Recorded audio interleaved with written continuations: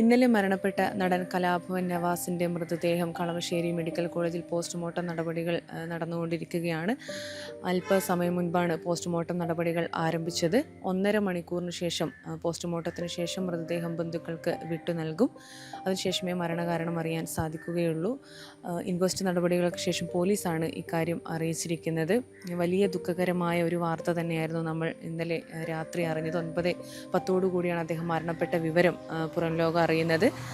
സിനിമയിൽ വളരെ സജീവമായിരിക്കുന്ന ഒരു സമയത്താണ് അദ്ദേഹത്തിൻ്റെ അപ്രതീക്ഷിതമായിട്ടുള്ള വിയോഗം. അദ്ദേഹത്തിന് 51 വയസ്സായിരുന്നു.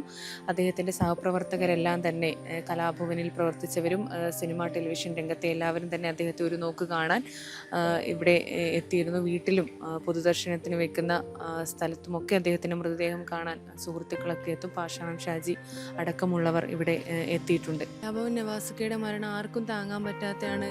എങ്ങനെയായിരുന്നു സൗഹൃദ ഓർമ്മകളൊക്കെ എന്തെങ്കിലും? ഞങ്ങൾ ഫസ്റ്റ് നവാസ്ക ഹീറോ ആയിട്ട് അഭിനയിച്ചൊരു പടമുണ്ട്. രഹ്നായിരുന്നു അതിലെ നായിക. അന്ന് മുതലുള്ള ബന്ധമാണ്. ചെറിയ ചെറിയ സിനിമകളിലൂടെ വന്ന ഒരു ആക്ടറായിരുന്നു ഞാൻ. അന്ന് മുതൽ ഞങ്ങൾ കലാഭവനിലെ കുറേ ആൾക്കാരായിട്ട് ഉള്ള ബന്ധമാണ് നവാസ്കാനായിട്ട്. കേട്ടപ്പം അടുത്ത ഒരു 3 മാസം മുന്നേ ഞാനും നസീർക്കയും ഞങ്ങളൊരുമിച്ച് ഭക്ഷണം കഴിച്ച് പിരിഞ്ഞതാണ്. പിന്നെ കണ്ടിട്ടില്ല. 3 മാസമായി അത്. കേട്ടപ്പോൾ ഭയങ്കര സങ്കടമായി. ബാംഗ്ലൂരായിരുന്നു. രാവിലെ വന്നതാണ് കാണാൻ. ഈ അടുത്തെങ്ങാണ്ട് വിളിക്കുകയൊക്കെ ചെയ്തായിരുന്നു? കുടുംബത്തിലേക്ക് പോകുന്ന ഒരാളൊക്കെ ആയിരുന്നു? ഇല്ല, അത് സംസാരം ഫോൺ വിളി വളരെ കുറവാണ്.